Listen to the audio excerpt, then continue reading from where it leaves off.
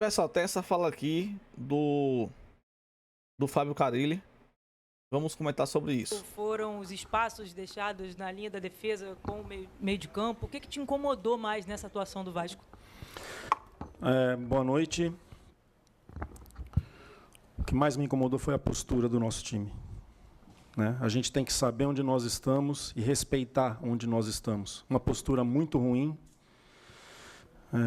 Melhoramos um pouquinho no segundo tempo, mas o primeiro tempo, principalmente, uma postura muito ruim, um jogo lento. Não tratamos o jogo como uma decisão, como tem que ser o Campeonato Brasileiro. Toda rodada tem que ser uma decisão. Perder faz parte, mas da forma que perdeu, isso me incomoda demais.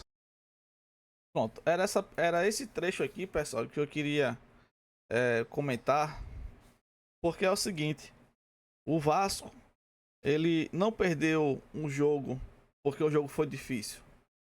O Vasco perdeu um jogo porque não teve atitude de time grande. E é isso que está incomodando muito os torcedores do Vasco.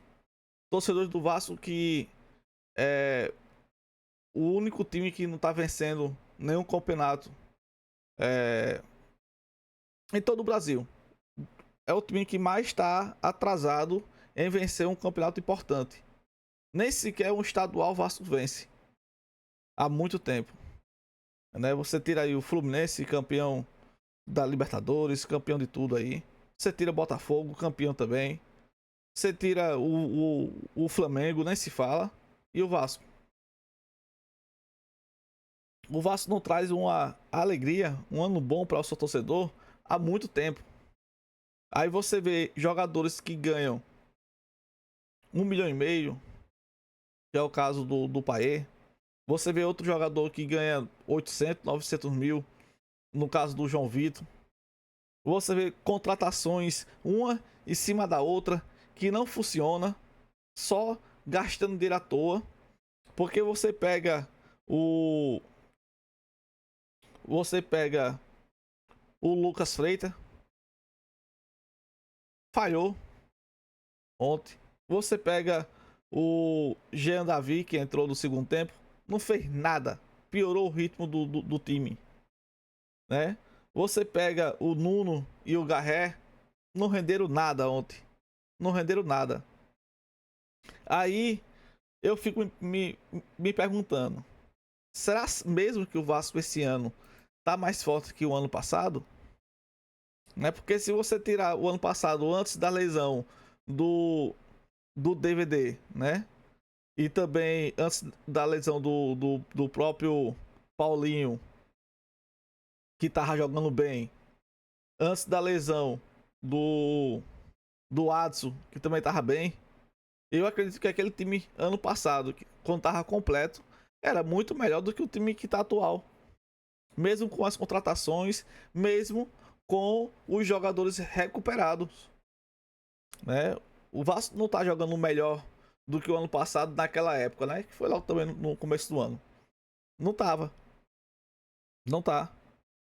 Aí várias contratações que nem estão sendo utilizadas. Tipo o Esforza mesmo, que nem relacionado tá sendo. Né? Sendo que ontem o Vasco precisava de um jogador para sair jogando. Para sair jogando. Né? Para que tenha um passe bom, que tenha uma saída de bola boa. Que é o caso do Esforza. Mas o Cabal nem relacionado tava. Aí não relaciona o Esforza. Não relaciona o Capasso. Né, que ontem também tinha vaga para entrar ali, né, numa zaga horrorosa que tava ontem. O seu João Vitor mesmo deu o primeiro gol, sendo que no primeiro gol errou os dois. Errou o João Vitor e errou também o Lucas Freitas. Porque quando o João Vitor entrega a paçoca, não foi o jogador que ele entregou a paçoca que fez o gol. Foi o jogador que o Lucas Freitas estava marcando. O Pedro Raul. Entendeu? Então, assim, o Lucas Freitas deixou o Pedro Raul fazer o gol também. Então, ali foi o erro dos dois. Claro que o maior erro foi o do João Vitor por ter entregue a paçoca, por ter entregue a bola em uma situação que não podia, em um erro de amador, Mas também você tá marcando o cara, não pode deixar ele chegar na frente do gol sozinho, que nem o Lucas Freitas deixou o Pedro Raul chegar. Então, assim, por que não relacionar, já que 4 jogadores não foram para o jogo de ontem, né? No caso do. Os jogadores que não puderam ir ontem, né? O Felipe Coutinho foi um. O. De cabeça aqui. Teve 4 jogadores que o Vasco não pôde contratar ontem. Me deu um branco aqui, não pôde ir ontem. Me deu um branco aqui. Mas, já que esses jogadores não puderam ir, por que não relacionar os que não estão sendo relacionados? Sendo que também são jogadores que custaram caro para o cofre do Vasco. Porque você pega o Capasso, ele não é tão ruim. Ele é um jogador razoável. Para esse elenco que o Vasco tem hoje, para esses jogadores que o Vasco tem hoje, ele é um jogador que dá para ser relacionado. Você pega o Sforza é uma promessa do futebol argentino. Jogador novo, caro, né? Caro. E que tem uma certa qualidade de futebol. Ele também não é essas coisas da marcação, né? Ele não marca bem. Mas em saída de bola, ele é um bom jogador. Ele tem uma saída de bola boa. Aí você pega e coloca Jean Davi, Alex Teixeira, que pra mim tá ali fim de carreira, né? E deixa os caras nem relacionados são. É complicado. É complicado. Aí vamos voltar aqui o assunto aqui desse rapaz, né? Vamos voltar ao assunto aqui dele aqui. Aí um treinador que foi contratado para arrumar a zaga, para deixar um time pelo menos organizado, você vê uma bagunça dessa no time do Vasco. Você vê uma bagunça, porque hoje o time do Vasco é uma bagunça. É uma bagunça. Pode botar qualquer. Você pode botar hoje qualquer comentarista, né, que vai falar que realmente é um fracasso o time do Vasco hoje. Não pode deixar de pontuar contra times que de certa forma é pequeno, comparado com um Flamengo, um Palmeiras, um Corinthians, um Vasco. O Ceará é um time pequeno, pô. Aí, deixa eu botar aqui pra vocês verem aqui. Ó. Terminou em 10º e entre as piores, mas, repito. Vamos lá, vamos conferir também aqui o que o Pedrosa falou aqui. Qual o jogo ontem? Nada que eu não encare o Vasco como um time de meio de tabela. Sempre falei isso aqui. Pra mim, o Vasco é uma equipe de meio de tabela, mas que não pode se justificar com a partida terrível que o Vasco de Fábio Carille teve hoje, que chega a 8 gols nos últimos 3 jogos fora de casa.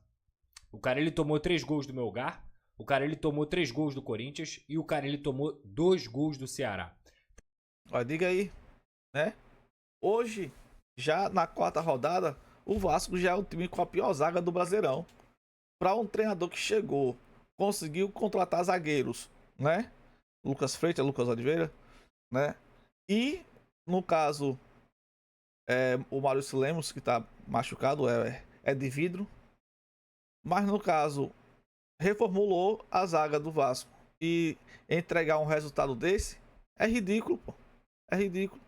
3 partidas fora de casa, o que mostra como o Vasco é também um dependente da sua casa de São Januário. Isso não é um problema. O problema é quando você é um time bom dentro da sua casa, que consegue se impor, consegue fazer bons jogos até no sentido do resultado, vencer suas partidas, como o Vasco vem fazendo historicamente, não só com o trabalho do Carille, mas no ano passado foi assim. O Vasco só perdeu 2 jogos em São Januário dentro do Campeonato Brasileiro, e é uma presa fácil, uma presa inofensiva, uma presa muito frágil para qualquer time quando o Vasco sai do Rio de Janeiro, quando o Vasco sai de São Januário. Aí você pega aí, com a fala do Pedrosa. O Vasco é um time forte em casa. Quando vai jogar fora, se torna um time frágil, um time pequeno, contra qualquer outro time. Aí você pega jogos importantes contra times grandes, né? E vende o seu mando de campo. Mas vende, não vai jogar em casa. Então, assim, fica difícil, né? Fica difícil. O time que precisa pontuar, primeiramente, precisa pontuar para se livrar do rebaixamento. Tem que fazer aqueles 45 pontos que dá uma certa garantia de permanecer na Série A. Para depois pensar em alguma coisa. Primeiro tem que pensar em não ser rebaixado. Infelizmente o time do Vasco está assim nos últimos anos. Aí pega jogos importantes e vende. Jogos que pelo menos poderia ali conquistar um pontinho. Né? Vamos dizer que de 2 jogos que o Vasco vendeu, conseguisse somar 1 ponto. Ou conseguir somar 2 pontos, 2 empates. Ou uma derrota e uma vitória. 3 pontos. Então assim, o Vasco tem que pontuar. Principalmente quando é em casa. Né? Se o Vasco tem 2 jogos em casa, ele tem a obrigação de pelo menos pontuar. Pode ser contra qualquer time. Entendeu? Aí vai ver do mando de campo. É complicado. Isso me preocupa porque a sequência é mais cruel ainda. Então, hoje eu vi um Vasco completamente sem ideias no primeiro tempo. A gente vai analisar primeiro tempo, segundo tempo, mexidas e falhas individuais, porque já não é de hoje que eu tô aqui, ó, falando, ó, há muito tempo. Mas há muito tempo, que é muito fácil e com razão colocar a culpa no técnico. Ok, o técnico tem culpa, o técnico é o que monta essa equipe. Se os jogadores não conseguem executar também um plano de jogo, também tem a ver com o técnico. E, obviamente, todas as críticas que o Fábio Carille estiver recebendo, principalmente pela questão defensiva, porque quando o Fábio Carille chega ao Vasco da Gama, o que se espera do Fábio Carille é o seguinte: porra, esse cara vai arrumar a defesa. Esse cara vai conseguir fazer o Vasco tomar menos gols do que foi nos outros jogos. Ou melhor, tomar menos gols do que foi nos últimos anos. Porque a defesa do Vasco é um problema grave há muito tempo, há muitos anos. O Vasco, no ano passado, fez um campeonato em que terminou em 10º com saldo negativo. E muito negativo. Não é pouco, não. Terminou em 10º e entre as piores defesas do campeonato. Então, quando você contrata o Fábio Carille, como eu falei aqui desde o início, eu não espero o espetáculo do Carille. Eu não espero jogo bonito, eu não espero jogo fantástico, eu não espero o Vasco fazendo associações maravilhosas, tabelas maravilhosas, um jogo ofensivo, não espero nada disso. Por mais que ele tenha prometido isso na entrevista coletiva, que ele ia jogar com posse, que ele ia jogar não sei o quê, nada, absolutamente nada. O que eu espero do Fábio Carille? Consistência defensiva. Pronto. Não vou deixar esse vídeo se prolongar com o Pedrosa, não. Se o Vasco contrata um cara e o que se espera dele é que ele arrume a zaga, e já tem 5 meses que ele tá no Vasco e ainda não tem uma zaga sólida, não tem uma zaga arrumada, demite logo. E pronto, demite logo. Nós temos hoje como opções para técnico do Vasco, por exemplo, a volta do Vanderlei Luxemburgo. Para mim, eu acharia uma boa. Para esse time que o Vasco tem hoje, eu acredito que o Vanderlei se daria, arrumava o time. Faria pelo menos o que o Fábio Carille não faz, né? Arrumar o time. Que é o que o Vasco precisa, de ter um time pelo menos arrumado, né? Um time competitivo. Ou o Vanderlei, ou então de repente poderia ter uma conversa também com o Dorival. De repente o Vasco poderia ter uma conversa com o Dorival. Dorival, ele chegou em alta na seleção, mas ele tá em baixa. Então assim, tá sem clube, não vai entrar provavelmente em nenhum clube internacional, não vai ser contratado por um time na Europa, com certeza não vai. E os grandes times do Brasil já tem treinadores, né? Então, ou ele vai para um time mediano, ou o único time grande que de repente tem a chance dele vir é o Vasco, com um salário razoável, entendeu? Porque até mesmo na seleção brasileira ele tava com um salário razoável, um salário de 1,5 milhão. Mas ele não espera ganhar aqui em nenhum time do Brasil que ele tava ganhando na seleção. Pelo menos não antes de ter 1 ou 2 temporadas boas, né? Aí dava para conversar com o Dorival ou o Vanderlei. Queria que vocês deixassem aqui no comentário qual dos dois vocês preferiam, né? Qual dos dois seria